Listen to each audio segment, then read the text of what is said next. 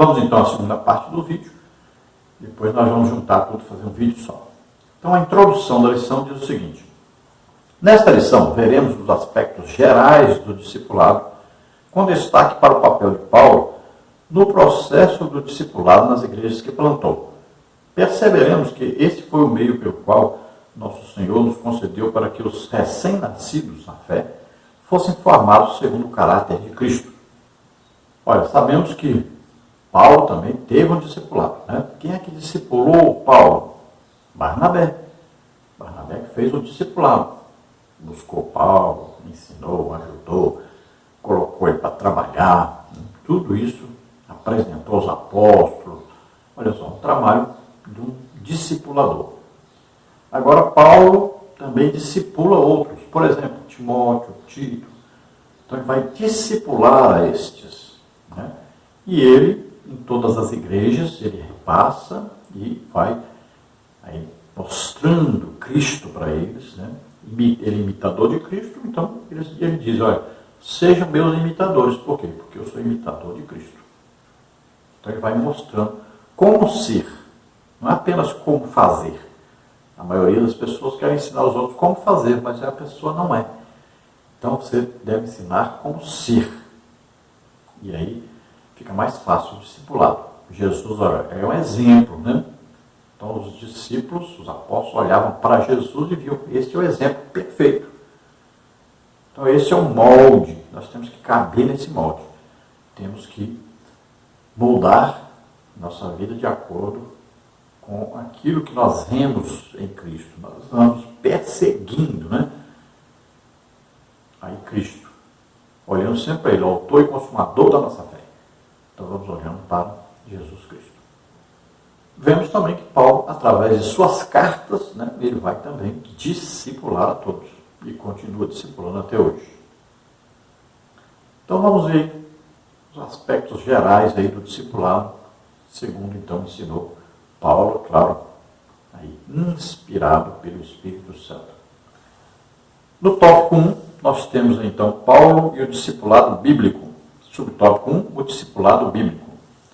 O princípio do discipulado na igreja primitiva baseava-se na ordem da grande comissão que Jesus deu aos discípulos por ocasião de seu aparecimento e despedida. Mateus 28, 19 e 20. Após Pentecostes, quando a igreja nasceu historicamente, o cuidado com os recém-nascidos na fé precisava ser bem estruturado. Em Atos 2, 42 a 47, vemos claramente que as escrituras, doutrina, a oração, a prática da comunhão e do serviço faziam parte do programa de discipulado da igreja.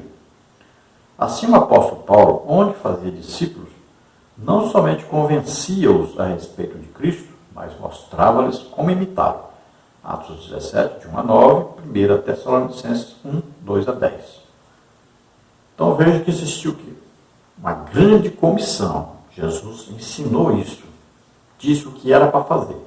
A grande comissão, nós podemos pegar tanto essa leitura aí, Mateus 28, onde Jesus diz que ide, né? Ensinai, né? Você pode colocar aí, ensinai, pregai, orientai, olha só, a todos. E depois fazer o quê? Fazendo o quê? Batizando-os nas águas. Você vai com a autoridade de Jesus fazer o batismo. E como é que é feito o batismo? Em nome do Pai, do Filho e do Espírito Santo. Essa é o que? A fórmula dada por Jesus Cristo.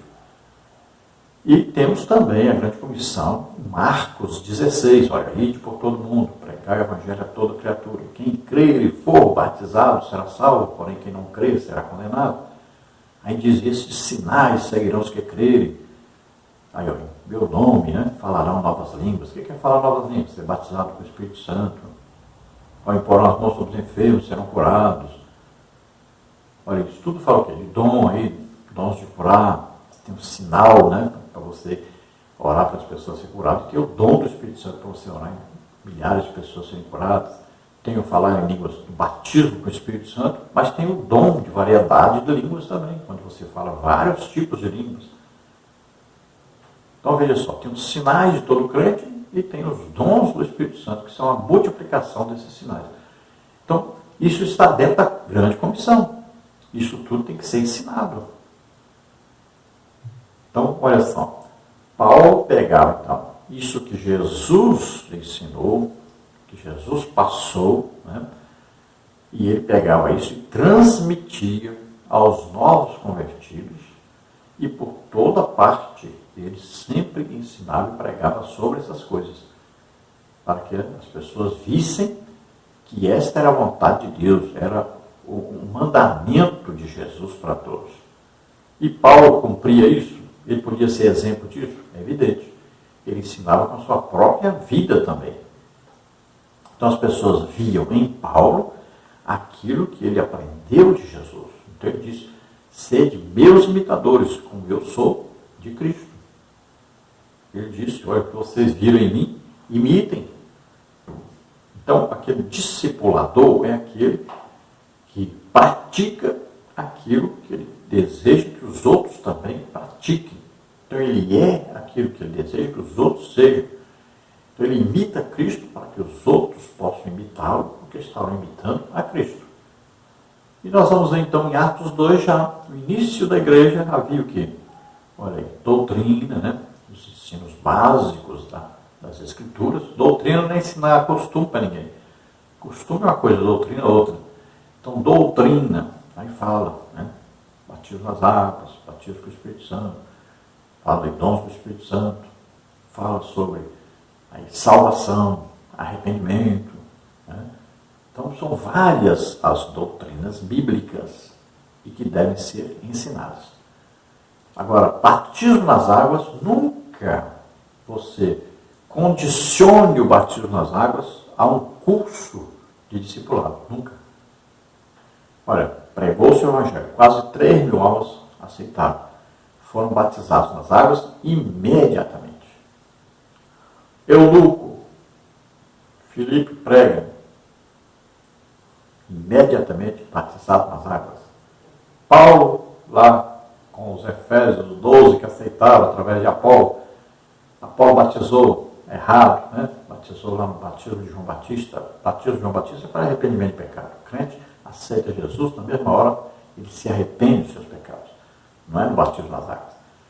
Então Paulo vai batizá-los novamente e, olha só, esse batismo cristão, com a autoridade de Jesus, em nome de Jesus, quer dizer, na autoridade que Jesus deu para batizar, e a fórmula em nome do Pai, do Filho e do Espírito Santo, eles agora foram batizados nas águas, e Paulo impôs as mãos sobre eles, e eles foram batizados com o Espírito Santo. Olha só.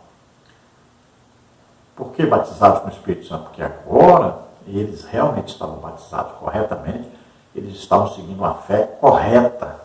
É importante fazer isso. Agora, não teve curso antes. As pessoas falam, mas no Pentecostes lá, os judeus já conheciam alguma coisa da palavra de Deus. Conheciam, mas não sobre o cristianismo. Outra coisa, Paulo aqui está aos Efésios agora. Não é? Sabemos nem se eles sabiam alguma coisa sobre a Bíblia. Foram batizados nas águas, batizados com o Espírito Santo. Cornélio era romano, sua família era romana. Seus amigos ali, tudo romanos. Não sabiam nada disso. Foram batizados com o Espírito Santo até mesmo antes do batismo nas águas. E depois foram batizados nas águas. Fizeram algum curso? Não. Sabiam alguma coisa? Não. Vamos que Cornélio soubesse alguma coisa, mas os seus familiares, seus amigos. Então, não arranje desculpa para fazer as coisas contrárias à Bíblia. Aceitou Jesus como Senhor e Salvador? Imediatamente, batismo nas águas. Talvez por isso percamos tantas almas. Nós perdemos mais almas do que ganhamos. Porque muitas vezes queremos criar um Talmud, criar regras para as pessoas que não tem na Bíblia. Não existe base bíblica para só batizar as pessoas nas águas depois que se fizer um curso de discipulado. Isso não existe na Bíblia. Isso aí é Talmud crente. Então, batize as pessoas imediatamente nas águas. Depois você pode fazer um curso de discipulado com essa pessoa. Mas esse batismo é um compromisso que ele está fazendo publicamente da sua fé. Isso é importantíssimo e tem que ser feito imediatamente após a conversão. Então havia no início da igreja ensino de doutrinas bíblicas. Existia o quê? Oração, juntos estavam orando. E existia o quê? Uma prática de comunhão, né? Eles ceavam juntos, participavam dos cultos nas casas. Então, é comunhão, participavam de evangelização. Então, é a comunhão entre os crentes, é importantíssimo. E olha, o trabalho do crente na evangelização, isso é importante, é o serviço prestado a Deus. A adoração também é um serviço prestado a Deus. E a demonstração, então, de uma vida cristã cheia do Espírito Santo, do poder e unção do Espírito Santo, tudo isso é um ensino maravilhoso. Então, quando existe um líder que ele é exemplo para os outros de vida cristã, de pessoas cheias do Espírito Santo, que Deus usa com poder, né? Isso é um exemplo e as pessoas querem imitar essa pessoa. E isso é importantíssimo. Todo novo convertido, ele olha para o seu líder, ou talvez para os líderes, né? E ele quer copiá-los, quer imitá-los. Se eles não estão imitando Cristo, então o discipulado foi péssimo. Subtópico 2, Paulo, o discipulador. O apóstolo dos gentios foi um discipulador distinto. Após a sua conversão, ele sentiu a necessidade de conhecer a Cristo mais profundamente, como está em Gálatas 1, de 15 a 17. Paulo sabia do desafio ao defender o nome de Jesus diante dos judeus. Ao longo de suas cartas, vemos um compromisso profundo com a doutrina exposta e a sua aplicabilidade na vida do discípulo. Há doutrina no discipulado, mas há também prática coerente com a doutrina. Isso faz com que o discípulo cresça e chegue à maturidade. Conhecer de maneira teórica apenas não basta. Para isso, a formação cristã deve apresentar uma integração entre doutrina e prática. A obra do discipulado envolve pessoas que sejam crentes de verdade, idôneos, que amem o Senhor e a sua igreja, ao ponto de se doar inteiramente em favor de um novo convertido. Então veja que Paulo, imediatamente após a sua conversão, o que ele faz? Ele procura conhecer melhor Jesus e vai em busca de Jesus. Então nós acreditamos que Paulo foi para a Arábia, lá no Monte Horebe, onde Moisés recebeu as leis, onde teve um encontro com Deus, né, na sarça ardente. E Paulo, buscando esse conhecimento íntimo, esse contato direto com Deus, esse aprendizado diretamente de Deus, ele vai em busca disso. Então ele vai para lá. E lá ele vai ter um contato realmente com Jesus, vai aprender muita coisa ensinada pelo próprio Jesus Cristo. Então veja que ele teve aí um primeiro contato, um discipulado com o próprio Cristo. Depois sabemos dele com Barnabé. Barnabé vai ajudá-lo, vai orientá-lo, vai discipulá-lo, vai integrá-lo à igreja. Veja só, é muito importante. Então, Paulo teve um aprendizado, um discipulado. Aí depois o quê? Ele agora se torna um imitador de Cristo. Agora ele vai também conquistar almas, vai ganhar almas e vai discipular essas almas. Vai discipular esses novos crentes para que eles também sejam parecidos com Cristo. Então ele é um imitador de Cristo. Agora ele diz que vocês podem me imitar, porque eu estou imitando a Cristo. Olha, ele é um exemplo. Então aquele que discipula deve sempre ser um exemplo para aqueles que estão sendo discipulados. Nós temos visto, infelizmente, que classe de discipulado tem sido aí dirigida por pessoas que não são exemplo. Às vezes o professor nem é batizado com o Espírito Santo. Como é que ele vai ser exemplo para esses alunos? Esse professor não frequenta as reuniões de oração. Como é que ele vai ser exemplo para os alunos? Esse professor não é um ganhador de almas. Como é que ele vai ser exemplo para os alunos?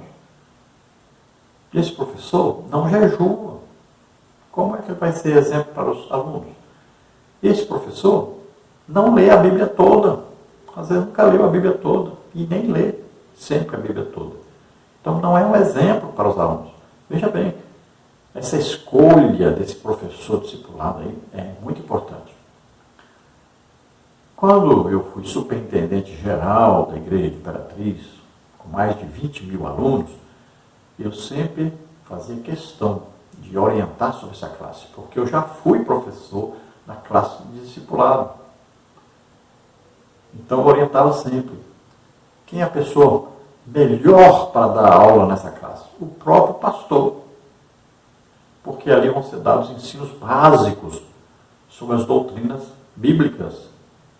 Então o pastor é o mais indicado. Se não puder ser o pastor, aí um vice, né? Alguém que seja exemplo, alguém que está na frente, alguém que pode imitar Jesus e ser exemplo para os seus alunos. Então, alguém que já é experimentado no trabalho, né? No serviço de Deus. E não se iluda, vida cristã não é só teoria, é prática. Tem que juntar as duas coisas. Tem a teoria? Tem, mas tem a prática. Não é só falar, mas tem que fazer, tem que ser exemplo. Então as pessoas vão colocar em prática. Agora é preciso que tenha alguém que seja exemplo. Muitas vezes hoje nós não encontramos um referencial. Qual é o problema da igreja hoje? São os referenciais. Ah, fulano está tocando lá em cima do púlpito. Mas quem é ele? Como está a vida dele? Ah, fulano está pregando lá. Mas quem é ele? O que ele está fazendo na prática? Ele pode realmente estar ali? Ele pode realmente ser dado como um referencial? Então, veja bem. Aquele que canta, aquele que prega, aquele que ensina, aquele que toca. Então, aquele que tem destaque na igreja. Podemos imitar essa pessoa? Ele tem realmente um exemplo a dar? Um exemplo prático de vida? Então, nós temos que tomar cuidado com isso, né? Porque a igreja, no passado, tinha. E no presente, está deixando a desejar sobre isso. Muitas vezes, olhamos hoje para aqueles musicistas, principalmente, aqueles que estão tocando, nós podemos enxergar tudo, menos um crente. Então, não é de oração, não é de jejum, não frequenta a escola bíblica dominical, e copia o mundo, o cabelo, o jeito, já tem tatuagem, outro já tem uns brinquinhos, outro já tem pince. Já está uma coisa terrível. Parece que as igrejas esqueceram o básico de santidade, de exemplo de Cristo. Então agora qualquer um que quiser, nós estamos precisando de alguém para tocar, para cantar, não interessa quem, não interessa a roupa dele, não interessa o jeito dele, não interessa se tem testemunho de crente, não interessa se é cheio do Espírito Santo, nós queremos alguém para tocar. Queremos alguém para cantar. Não, não é assim. Isso é igreja. Isso não é teatro, não é show, é igreja. Então tomemos cuidado com o rumo que vamos dando à igreja. Então esse trabalho discipulado deve ser feito sempre por alguém que quer dar vida realmente por esse trabalho, ama realmente o discipulado. Subtópico 3, a metodologia de Paulo para o discipulado. O primeiro passo para o discipulado de Paulo era pregar o Evangelho e, pelo poder do Espírito Santo, convencer as pessoas acerca de Cristo. Então, a partir dos primeiros convertidos, ele plantava uma igreja na cidade. Ao plantá-la, o apóstolo ficava ali o tempo suficiente para firmar os passos dos novos convertidos. Como o seu ministério envolvia itinerância, ele não ficava muito tempo no mesmo lugar e logo deixava ou enviava alguém experimentado na fé para dar continuidade ao discipulado dos novos convertidos, como está em Atos 13, de 1 a 4, 15, 39 e 40. Em seu ministério, vemos discípulos especiais que ajudaram muito no trabalho de Paulo. Timóteo, Tito, Silas e outros mais. Atos 15, 40, 16, 1. Além de fortalecer a fé dos novos convertidos, o apóstolo mantinha uma relação de comunhão e amizade com eles e seus cooperadores.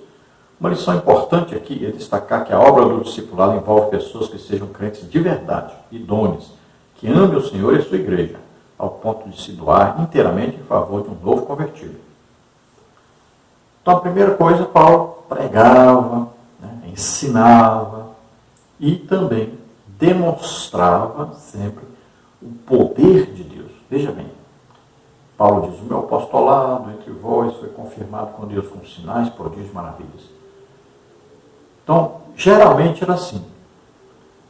Se orava por alguém, por exemplo, Paulo chegou em Listra, tinha um aleijado, e ele disse, em nome de Jesus, levanta e anda. O aleijado andou. Juntou uma multidão, então o que? Se prega o Evangelho e as pessoas se convertem. Olha lá, Porta Formosa. Em nome de Jesus Cristo Nazareno, levante e anda. O homem andou, primeira coisa que ele mais desejava era entrar no templo, ele correu para dentro do templo, e ali as várias pessoas viram que ele estava andando um milagre. Então se juntou muita gente, Pedro pregou o Evangelho, e as pessoas se converteram.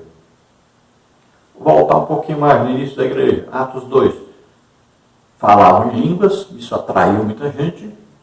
Aí houve agora uma manifestação, um dom de variedade de línguas, começaram a falar na língua daqueles que estavam ali, de outros países. Olha, muita gente então, Pedro pregou, se converteram em quase 3.000 almas. Sempre assim, você vai ver o Evangelho. Manifestação do poder de Deus, atrai várias pessoas, se prega, e eles veem, realmente está aqui, Deus está aqui no meio de vocês. Então ele se converte. Então isso é o que Paulo fazia. Sempre ele ia pregando o Evangelho por toda parte, ensinando, né? E na unção e no poder do Espírito Santo. Paulo estava sempre cheio do Espírito Santo. Então acontecia manifestação do Espírito Santo. E as pessoas se convertiam aos montes. E ali, em cada cidade. Então ele abria o trabalho na casa e logo partia para outra parte. Assim que conseguia colocar ali uma pessoa, ou do próprio lugar, para liderar essa igreja, ou ele trazia alguém como Tito, como Timóteo, né? Então ele colocava alguém para dirigir e ele já ia abrir igreja em outra parte. Esse trabalho eu fiz, esse trabalho em Minas Gerais, em Divinópolis. Se você entrar em contato lá, você vai ver, né? O filho do pastor, que antes era pastor presidente, mas já faleceu, mas agora é o Gesiel, né? Antunes. E lá hoje existe então 2 ministérios, né? Existe esse filho do pastor Oscar Antunes, que era o pastor quando eu estava lá, e existe o outro, né? Então, olha só, nós abrimos em 1 ano e 2 meses 7 congregações, em 1 ano e 2 meses. Ganhamos 630 almas em 1 ano e 2 meses, fazendo cultos nas ruas. O que eu fazia? Abria a igreja, eles não tinham como pagar. Nós pegávamos ajuda de Imperatriz do Maranhão e alguém para pagar o aluguel da igreja. Então nós abrimos essas igrejas, e assim que eu abria, eu pedia ao pastor, um obreiro que estava lá sentado no púlpito, sem fazer nada. Então pedia para essa pessoa dirigir uma congregação. Eu só abria, já colocava ali para funcionar a escola bíblica dominical, os cultos direitinho, o evangelismo, e ali já passava para outra pessoa dirigir, e já ia para outro bairro, abrir outra igreja. Então veja, quando eu cheguei só tinha 7 congregações da igreja. Quando eu saí tinha 14, ou seja, dobrou o número de congregações. E hoje estão todas construídas, né? Muitas pessoas congregando em cada uma. Então, praticamente o quê? Dobrou o número de crentes, dobrou também o número de congregações. Isso foi feito em apenas 1 ano e 2 meses. Então é fácil quando você está cheio do Espírito Santo, prega realmente, vive realmente o que prega. Demonstração do poder de Deus em ação. E é assim que Paulo fazia. Então nós podemos imitar Paulo, porque Paulo é imitador de Cristo. Paulo era o quê? Um apóstolo, não era pastor. Pastor é que fica no lugar. Paulo era apóstolo, então ele saía pregando. Então ele era, ao mesmo tempo, um evangelista, né, porque pregava o evangelho por toda parte. Ao mesmo tempo ele era apóstolo, porque abria igrejas, coordenava o trabalho de direção dessas igrejas. Também Paulo era usado em dons do Espírito Santo, né? E isso confirma os seus ministérios. Algumas vezes Paulo foi pastor, foi quando ele esteve, por exemplo, em Éfeso, mais de 2 anos, né? Era um trabalho pastoral. Quando Paulo escreve as cartas pastorais, é um trabalho de pastor. Então, veja os ministérios. Paulo tinha esses ministérios. Olha aí, apóstolo. Ele era um profeta? Sim. Quantas vezes Paulo falou alguma coisa que vai acontecer no futuro? Isso cabe a um profeta. Então, ele era um profeta também. Ele era um evangelista? Sim. Pregador. Ele era um mestre? Sim. Ele era um pastor? Também, sim. Então, 5 ministérios. Paulo atuou nos 5 ministérios que estão aí escritos em Efésios, na carta que ele mesmo escreveu aos Efésios, os ministérios, né? Olha aí, apóstolo, profeta, evangelista, pastor e mestre. 5 ministérios. Corpo de Cristo, olha aí, corpo não tem 5 sentidos? Corpo de Cristo, 5 ministérios. Então veja que Paulo atuou nesses 5 ministérios e ele foi exemplo para todos. Então ele procurava sempre colocar na direção da igreja alguém também cheio do Espírito Santo, que tinha um bom testemunho e sabia as Escrituras. Então veja quantos companheiros aí, né, auxiliares Paulo conseguiu. Então ele tem aí principalmente o Timóteo, né?